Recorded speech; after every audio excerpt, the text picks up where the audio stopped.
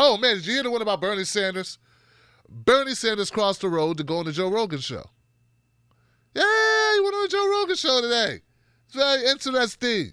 Hey, look, Joe Rogan has become more than just a podcast. He's become an institution. He's become a pillar. He's become a stop on the road for politicians who want to get their word out to the masses. He's become a place that's sort of like a game changer for a lot of individuals to get that opportunity to go on that platform. And you know what? I would like to be the Black Joe Rogan. But since I can't be the Black Joe Rogan, I'm just going to be the Black Tim Black. And what I mean by that is I hope to have the success that Joe Rogan has. Like, he has set a benchmark for what can be done if you just stick with a thing and stick with a thing. And people say, shut up, stop, you're not smart enough. Stick with a thing and stick with a thing. You don't know what you're talking about. Why should you be important? And stick with a thing and stick with a thing and just keep getting up and keep getting up, keep doing the thing. So Bernie went on the show, and Bernie was talking about everything from healthcare, and it's a nice long over an hour long conversation about a multifaceted of issues. Bernie has time to get into detail. They talk healthcare, they talk government reform, they talk money and politics, they talk Amazon and Disney, they talk McDonald's, they talk all of these big issues, and it's done in a laid-back format. You know how Joe Rogan does his show. So, very interesting. I'm going to be covering that more in depth, but I thought I'd mention it because it happened today. It's sort of like our Bernie update news. We all know the mayor of New York City, Bill de Blasio, is running for president, though he got into the battle kind of late. He's in there now. He made a splash in the first debate, specifically calling out a number of issues. He was very pushy, but he had to do so in order to kind of get his name in there. So we know what's going on with Eric Garner, big thing in New York.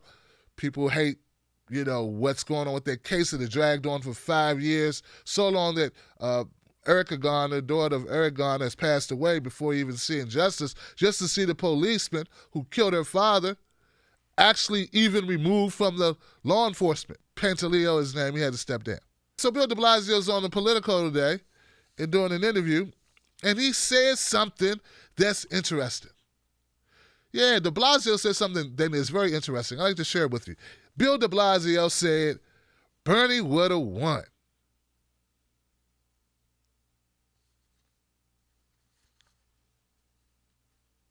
The end. I mean, come on, guys. We already know that, right? Talk about being late for the date.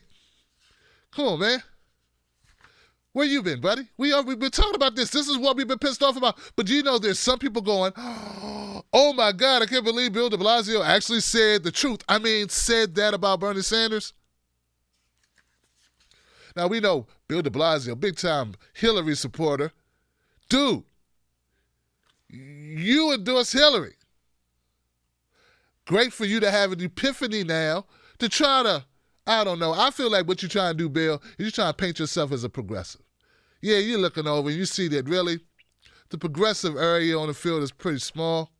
You think you can kind of get in there and kind of make a name. You know you don't want to be with John Delaney and Steve Bullock and Tim Ryan. They will be better because Medicare for All is comprehensive. It covers all health care needs for senior citizens. It will finally include dental care, hearing aids, and eyeglasses. But you don't know Second that. of all. You don't know that, Second Bernie. of all. We'll come to you in a second, I do know, Congressman. and I wrote the damn bill.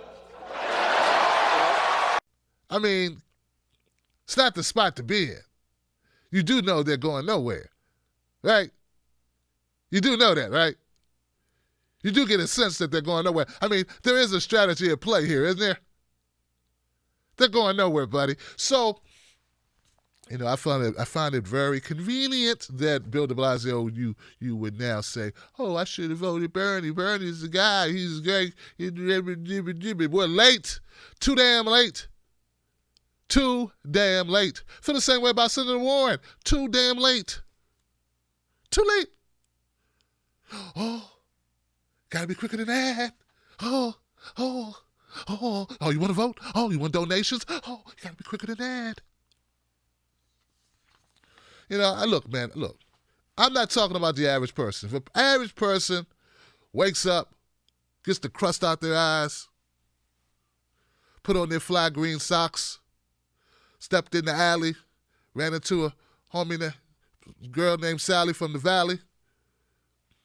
You know, that's fine. You wake up, you realize that Bernie Sanders is that guy, and you don't know why, for God's sake, you voted for Hillary, or why, during the primaries. Okay? Some people voted for voted for Hillary, in the national election because they looked over at Trump. They were like, oh, God, this guy's crazy, sick, can't vote for him. So they had many choices. It was like cyanide or gunshot to the head. I don't know. I'm going to go ahead and go with that gunshot to the head. So I get that. Point is this, I don't have a problem with, I would never begrudge a regular person, an average voter, for voting the way they voted, for various reasons. It's my job to influence you with information and deprogram you from CNN and MSNBC. But Bill de Blasio already knew Hillary was an establishment creature from the corporate lagoon. Like, he already knew that she was an alien from the planet Corrupton. He wasn't confused. He already knows these things. He can't feign, well, I never. Nah, you can't do that, Lurch. You know what's up. Yao Ming, You know what I mean? Now he wants to act like, oh, God, look what I found. Progressive policies under Bernie Sanders. Yeah, I know, mofo. Yeah. You know what else I found? You ain't shit. You are full of it. That's what I found. All right. Well, anyway, also on Bernie News, check this out.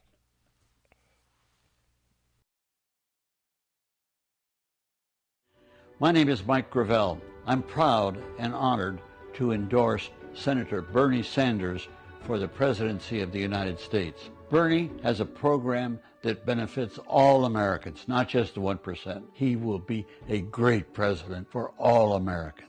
We have a simple choice. We can have a democratic socialism of Bernie Sanders to benefit all Americans, or we can have Republican socialism, which benefits the 1% and leads us to a constant state of war. The choice is yours. That's right, folks. The choice is yours. So Senator Mike Gravel did that.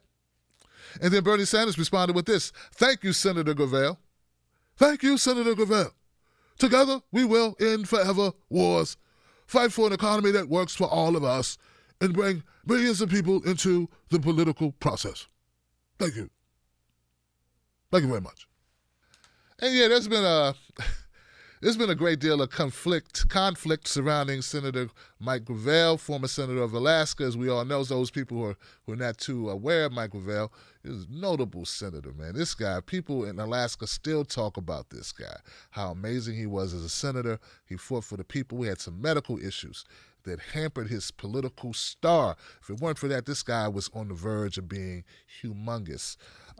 Mike Gravel, notably in 2008, was on the stage with Joe Biden and Hillary Clinton and Barack Obama. And he was, and Dennis Kucinich and Edwards, and some other people whose names I forget at the moment. But he was Bernie. He was burnt, like he was, I don't even know if he was, I don't know, like Bernie needs that moment on the debate stage where he just calls out the whole power structure and just knocks them all down, like brings them out, just pulls out the wood chipper on them. That's what he did. He called out the military-industrial complex and the corruption of these corporate Democrats right there live on TV. And it's phenomenal what he did. And sort of like the reemergence of his campaign relaunched here in the 2020 election with some young people who got together with him, and they built up a website, the Gravelanche, and it was amazing. But there's been some conflict about who Mike Gravel is endorsing. People wanted him to endorse Bernie Sanders. Some wanted him to endorse Tulsi Gabbard. Gravel's campaign manager, David Oakes, told The Hill in a statement that the former senator had always planned to end his campaign after the summer debates. Actually, contesting primaries and caucuses were never in the plan, as the point of the campaign is to push the party left and advocate against American imperialism and end the wars. Guerrero had previously announced he was ending his long-shot presidential campaign and would start a leftist think tank. So, with that in mind, I'm also hearing now, I didn't see in this video, but I'm also hearing that he also endorses Tulsi Gabbard. So I don't know if that's official or not. I would like to hear it from Mr. Gravel personally. I had an opportunity to interview him briefly a couple of months ago.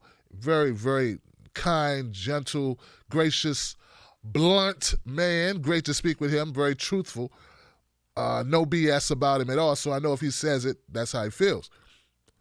But as you can hear from what he believes in his policy for the American people, you can see why I would think that he probably does have a endorsement, a two-way endorsement of both of these candidates. And from what I heard, whoever leads the ticket, he supports, whether it's Tulsi or if it's Bernie, in whatever order.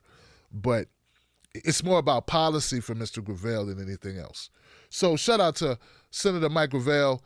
And as regarding the team and the conflict, hey guys, we don't have many candidates that stand up against the war machine or who stand up against the powerful and the elitists and the corruption. And so let's rally around what we have in common and leave the rest outside. Let's do that.